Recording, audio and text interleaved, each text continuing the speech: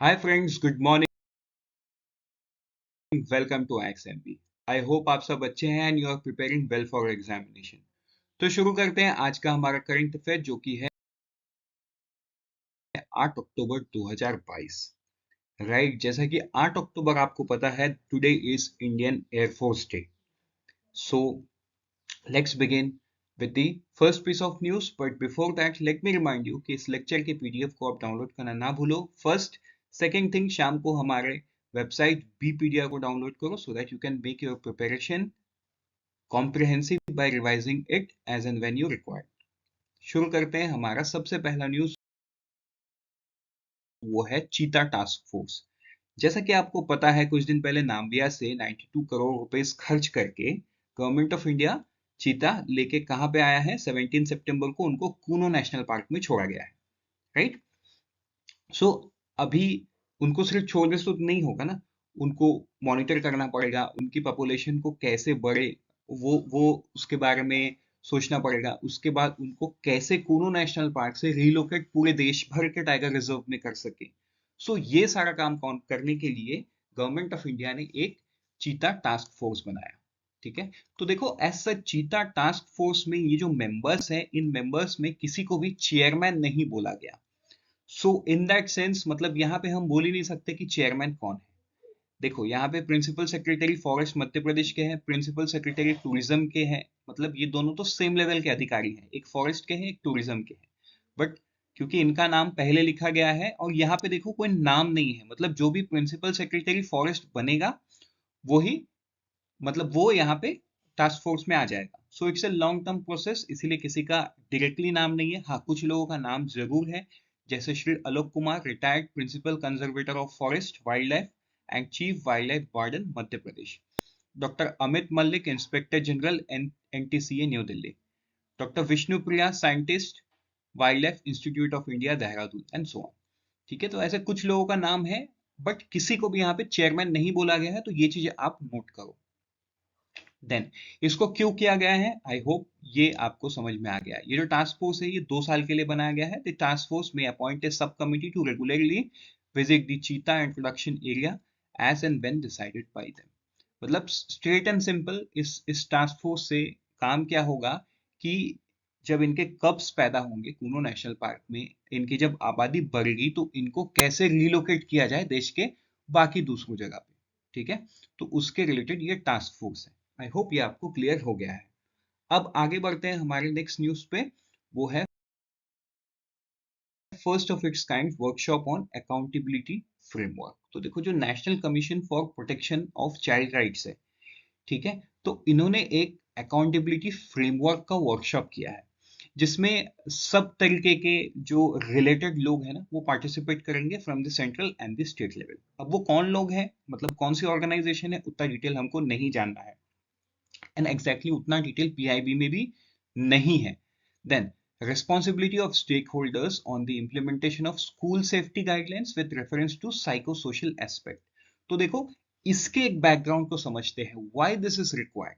क्योंकि कई बार क्या होता है ना, स्कूल में बच्चे, मतलब it is not always about the girl child, it is about protecting the child right. मतलब हाँ, अगर हम स्टैटिक्स की बात करें तो हो सकता है कि जो गर्ल चाइल्ड है, जो छोटे मतलब लड़कियां हैं, उन पे ज्यादा ध्यान देने की जरूरत है. बिकॉज कई बार छोटे बच्चों पे सेक्सुअल हैरेसमेंट हो जाता है लेकिन उनको पता नहीं चलता.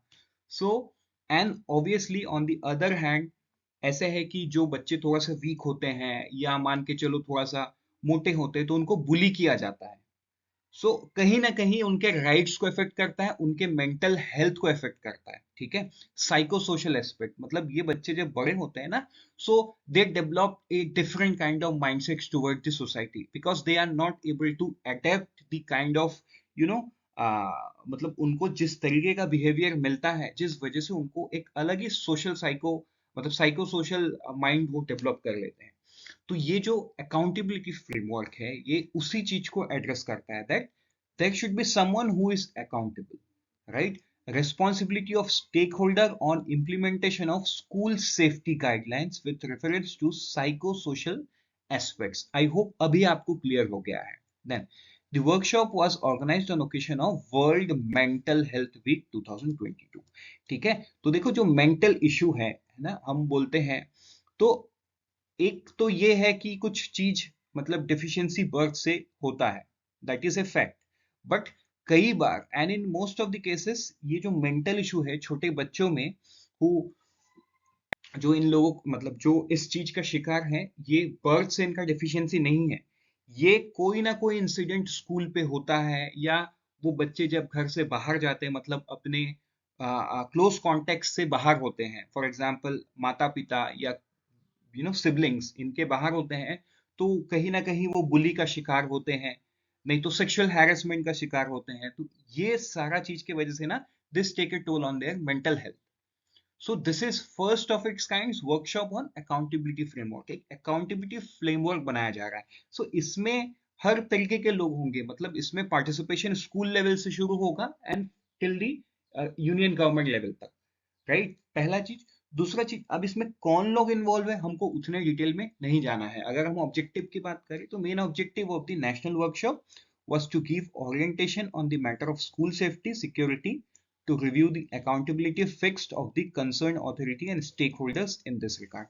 ठीक है, ये जो स्टेक होल्डर्स की बात कर रहे हैं, यहाँ पे ही अलग अलग लेवल पे लोग होंगे।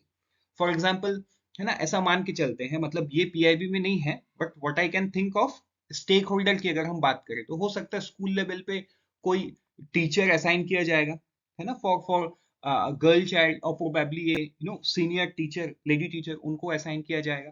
तो इस तरीके से काम होता है।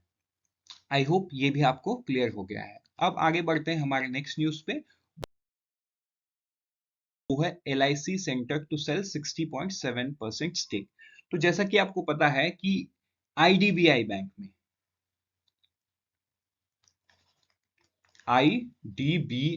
IDBI बैंक पहले था नेशनलाइज्ड बैंक, उसके बाद इसको इस सॉर्ट ऑफ प्राइवेटाइज किया गया। मतलब देखो, जब LIC is a nationalised company, ठीक है, but LIC majority stakeholder बन गया, तो वो कहीं ना कहीं that is a step towards privatisation, मतलब वो अब गवर्नमेंट ऑफ इंडिया ओनर नहीं रहा। अगर हम LIC की बात करें तो LIC और गवर्नमेंट टोटल 70% से भी ज्यादा होल्ड करते हैं IDBI बैंक में। But right now, as of the a notification by the ministry of finance, तो ये है कि union finance ministry on Friday invited initial bids for investment in IDBI bank to sell jointly with the LIC 60.7% in the bank. मतलब 60.7% bank से ये offload कर देंगे, इनका ओनरशिप को छोड़ देंगे। Means IDBI is heading towards complete privatisation, ये आप समझ लो। ठीक है, हाइलाइट्स की बात करें तो ये expression of interest. Now what is expression of interest? मतलब ये एक ऐसा एक्सप्रेशन है गवर्नमेंट ऑफ इंडिया ने लोगों को दिया है कि आओ आप आके इंटरेस्ट दिखाओ, बेस्ड ऑन दैट आगे का काम होगा। ठीक है, विच ओन्स 49%। LIC आज के दिन में 49.2% ओन करता है IDBI में, उसको वो काट के 19% कर देगा, मतलब कुछ 30.48% सेल करेगा, बाकी तो उसके पास रहेगा। While the government will reduce its shareholders to 15% from 45.5%। तो 45% गवर्नमेंट ऑफ इंडिया होल्ड करता है, वो 15% पे, मतलब स्ट्रेट अवे 30.5% यहाँ पे सेल कर देगा एट प्रेजेंट। तो आई होप ये आपको क्लियर हो गया है। आगे बढ़ते हैं हमारे नेक्स्ट न्यूज पे, वो है CGSS फ्रेमवर्क। ठीक है, credit guarantee scheme for startup. इसके फ्रेमवर्क को हम समझते हैं, तो इसके फ्रेमवर्क में थोड़ा सा ट्विक किया गया है। ठीक है, notified the establishment of credit guarantee scheme for startup. अब इसमें बेनिफिट क्या होगा? बेनिफिट होगा कि स्टार्टअप्स को कोलेटरल फ्री डेट फंडिंग मिलेगा up to ₹10 crore for startup extended by commercial bank, NBFC and security exchange board of India. इनके साथ जो रजिस्टर्ड EIF है, all India alternative investment fund, इनके थ्रू 10 करोड़ रुपए इनको मिलेगा। अब ये 10 करोड़ रुपए ऐसा नहीं है कि सबको मिलेगा, मतलब इसमें percentage of amount in default, अगर 80% है तो credit facility up to 3 crore मिलेगा, अगर 75% है 3 से 5 करोड़, अगर 65% है तो 5 से 10 crore. The scheme, earlier envisaged as a part of Startup India Action Plan, was proposed to have a corpus of 2000 crore. तो पहले ये सेम चीज स्टार्टअप इंडिया एक्शन प्लान के अंडर में था, जिसका कॉर्पस था 2000 करोड़, लेकिन अभी ये नए नोटिफिकेशन से कोई कॉर्पस अमाउंट नहीं है। ठीक है, तो हाई चांस ये है कि आपको ऐसा सवाल ऑब्जेक्टिव बन सकता है कि what is the corpus earlier which is zero now. ठीक है, मतलब इससे मिलता जुलता क्वेश्चन आपको पूछा जा सकता है, बिकॉज कुछ चीज पहले था अभी नहीं है, तो ऑब्वियस सी बात है हम इसको याद नहीं रखेंगे। ठीक है, तो कहीं ना कहीं आपको एग्जामिनर ना इसी एरिया पे आके टेस्ट करता है आपके स्मार्टनेस को। सो आप भी स्मार्ट बनो, ऐसी चीजों को पकड़ो, रिवाइज करो और एग्जाम पे आंसर करके आओ। देन अगर हम बैकग्राउंड की बात करें, बैकग्राउंड है the government setup fund for startup in 16 with a corpus of 10,000 crore to increase the capital availability as well as to catalyze the private investment for startup। तो ये शुरू 2016 में हुआ। ठीक है, होपफुली इसके बाद भी कुछ ना कुछ फ्रेमवर्क आएगा, but yes this is again a step to revive the startups. I hope ये भी आपको क्लियर हो गया है। आगे बढ़ते हैं हमारे नेक्स्ट न्यूज पे, वो है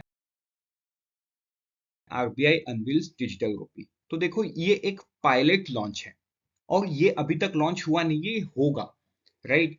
तो इसके जस्ट एक वर्किंग पेपर आरबीआई ने बाहर लाया है, जिसको हम यहाँ पे डीप डिस्कस इसीलिए नहीं करेंगे बिकॉज ये अभी तक आया नहीं है, ये सून पे होगा। बट यस इसके डिटेल्स आपको RBI grade B, NABARD exam के लिए एंड सेबी के लिए, कुछ हद तक सेबी के लिए भी इंपॉर्टेंट है, बट आरबीआई नबार्ड के लिए बहुत इंपॉर्टेंट है। For that we will bring a separate video, right. But बाकी सारे बैंकिंग एग्जाम के लिए this much is enough.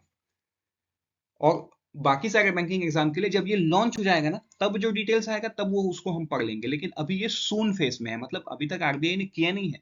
RBI ने सिर्फ बोला है कि हम करेंगे और एक फ्रेमवर्क बाहर लाया है, तो उसको हम डीप में बैंकिंग एग्जाम्स के लिए उतना रिक्वायर्ड नहीं है। आगे बढ़ते हैं हम हमारा नेक्स्ट न्यूज पे, वो है कुछ वन लाइनर्स। तो सबसे पहला है अरण्या। What is अरण्या?